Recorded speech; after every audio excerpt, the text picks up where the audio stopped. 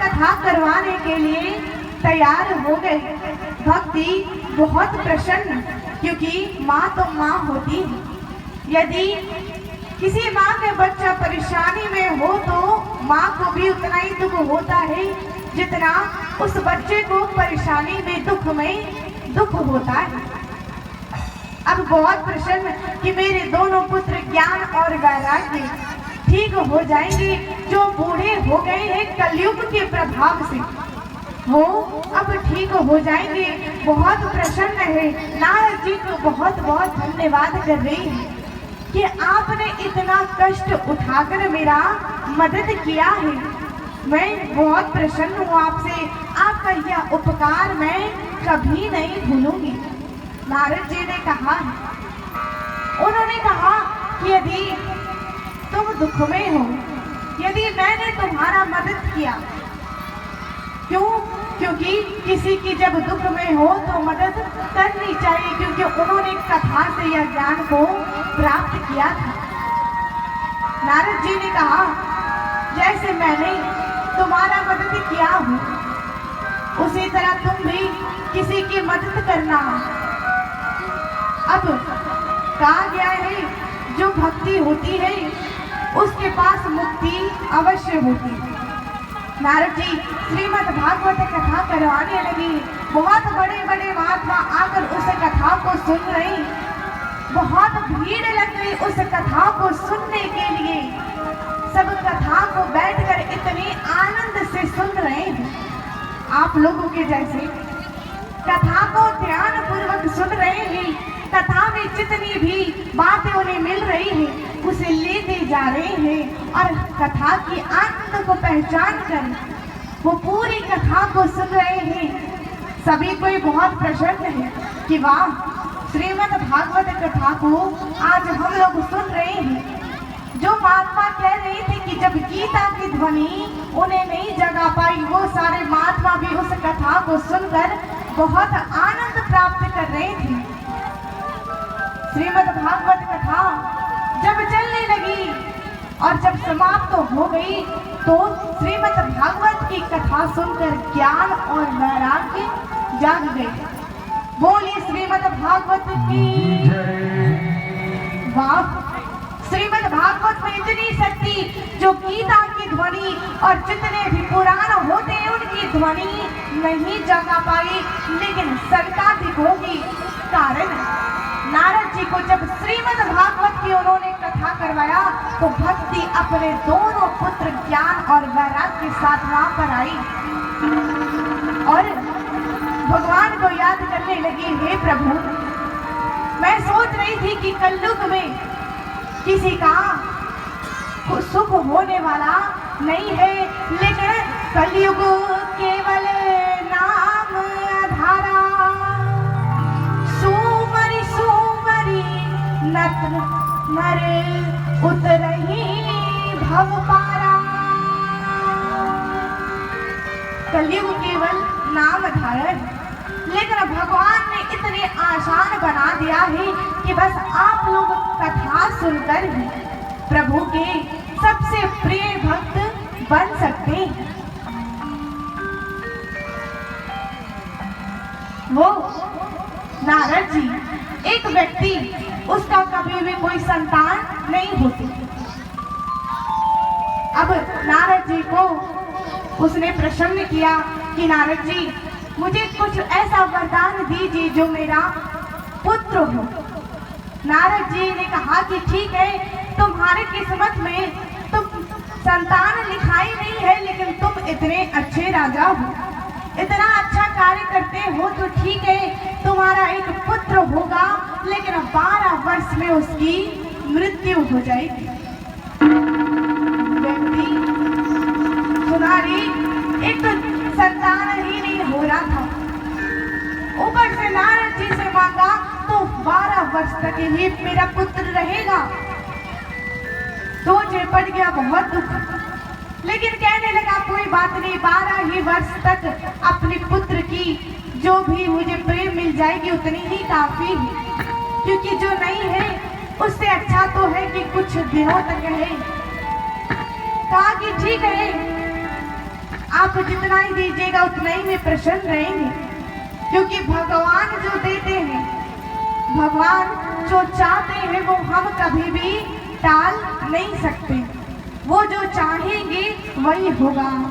हम चाह के भी कुछ भी कर ले, जितनी भी कार्य कर ले, जब तक भगवान नहीं चाहेंगे कि इस कार्य को करना है तब तक वो कार्य हो नहीं सकता। जैसे इस यज्ञ को जो करवा रहे हैं, बहुत दिनों से सोच रहे होंगे कि कथा करवाएंगे, यज्ञ करवाएंगे, लेकिन जब प्रभु की इच्छा हुई तभी यह कथा, यह यज्ञ हो रही है। वो नारद जी के वरदान से एक पुत्र प्राप्त हुआ उसे। पुत्र भी कथा सुनने में बहुत आनंद आया, उसे मन लगे। इसी तरह आप लोगों को जैसा एक बार उसने कथा सुनने के लिए गया, कथा में उसने बहुत अच्छी अच्छी बातें सुनी, उसे बहुत आनंद आ रहा था। तभी जो कथा सुना रहे थे उन्होंने कहा कि अपने से बड़ों के पैर को छूना चाहिए। यदि कोई अच्छे कार्य करने के लिए जाए तो अपने से बड़ों के चरण को स्पर्श करना चाहिए, छूना चाहिए, प्रणाम करना चाहिए। वो बालक जब इस बात को सुना, उसने उस बात को ले लिया और अपने घर में जाकर सभी को प्रणाम करने लगा। करते करते उसकी आदत हो गई। अब जो भी आए उसे प्रणाम करे, किसी एक व्यक्ति को दिन में 10-10 बार प्रणाम करे। सब परेशान हो गए, तभी वो प्रणाम करने लगा सभी कोई को। अब जब उसकी 12 वर्ष होने वाली थी तभी नारद जी का आगमन हुआ। वह बच्चा सोचा, क्योंकि उसकी आदत थी सभी कोई का पैर को छूना, प्रणाम करना। नारद जी भी वहां पर आए। वह बालक, क्योंकि उसने कथा में अच्छी बातें सुनी थी, अपने से बड़ों के पैर को छूना चाहिए, वह छोटा सा बालक होकर भी उसने कथा से ज्ञान लेकर अपने जीवन में उतारा। नारद जी जैसे ही आए, उसने उनका चरण को छुआ, प्रणाम किया। नारद जी कहे, जीते रहो। जब उन्होंने उन्हें वरदान दिया, आशीर्वाद दिया, तभी उस बालक के पिता वहां पर आए और उन्हें बहुत अच्छा मौका मिला। उन्होंने कहा कि यह मेरा पुत्र है, जिसने आपने कहा था कि 12 वर्ष तक ही इसकी मृत्यु, 12 वर्ष तक ही ये जीवित रहेगा और इसके बाद इसकी मृत्यु हो जाएगी, यह मेरा ही पुत्र है। वो सोचने लगे, अरे ये मैंने क्या कर दिया, मैंने ही वरदान देकर मैंने इसे आशीर्वाद दे दिया कि जीते रहो। अब वो सोच में पड़ गए कि करे तो करे क्या। बोले कि ठीक है, मुझे यह समझ नहीं आ रहा, बाद में पछतावा हो रहा है। इसीलिए कहा जाता है कि कोई भी कार्य कर रहे हो उसे पहले सोच और समझ लेना चाहिए। नारद जी बहुत पछता रहे, अरे मैंने ये क्या कर दिया।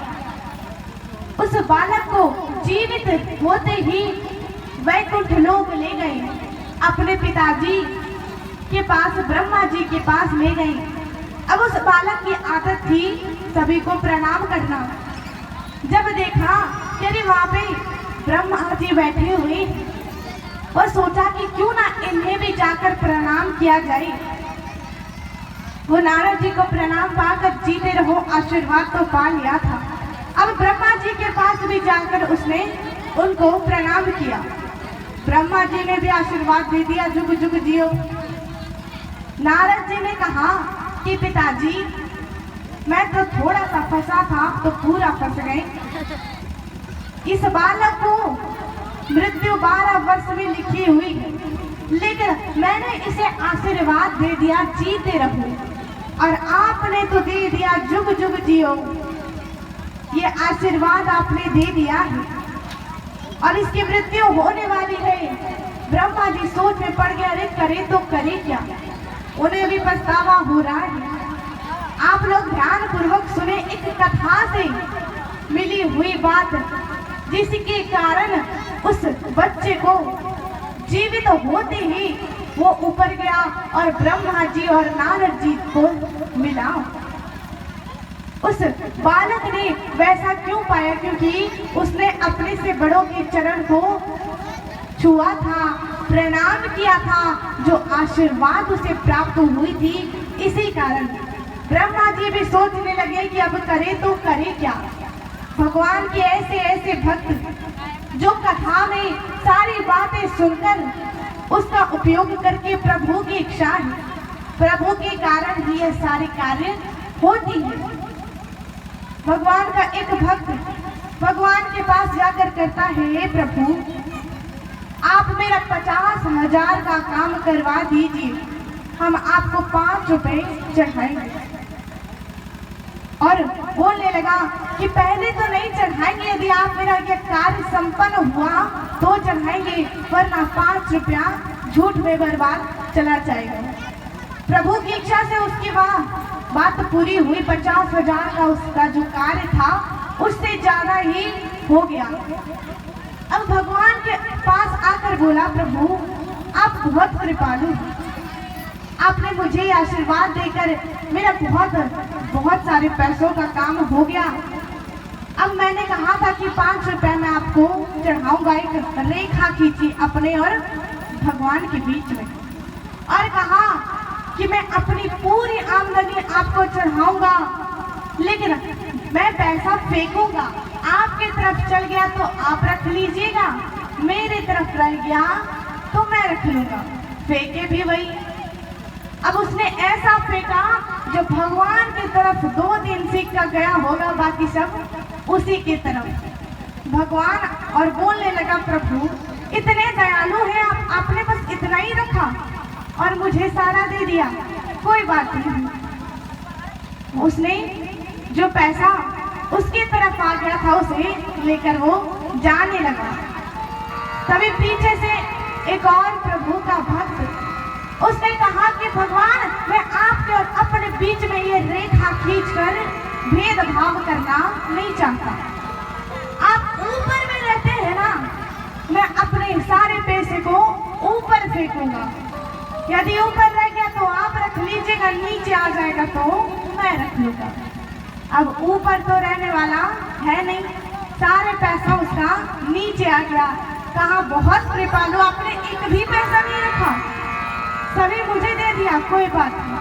सारे पैसे को उसने रखा और चला गया। बहुत प्रसन्न थे, भगवान के ऐसे ऐसे भक्त होते हैं।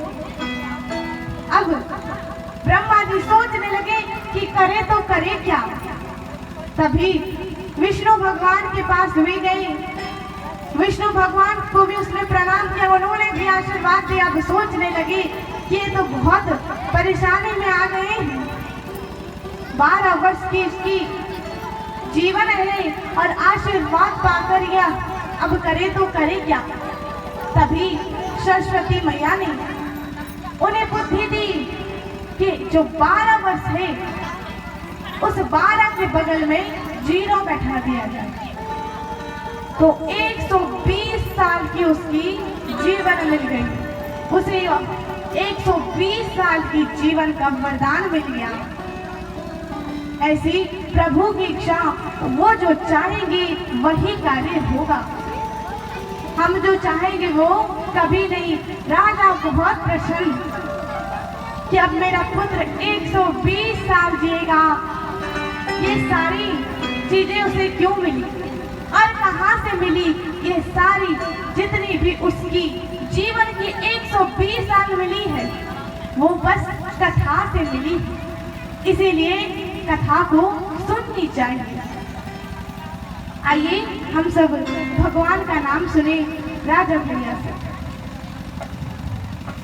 चलिए, अभी हम लोग बाल बुद्धू सिंह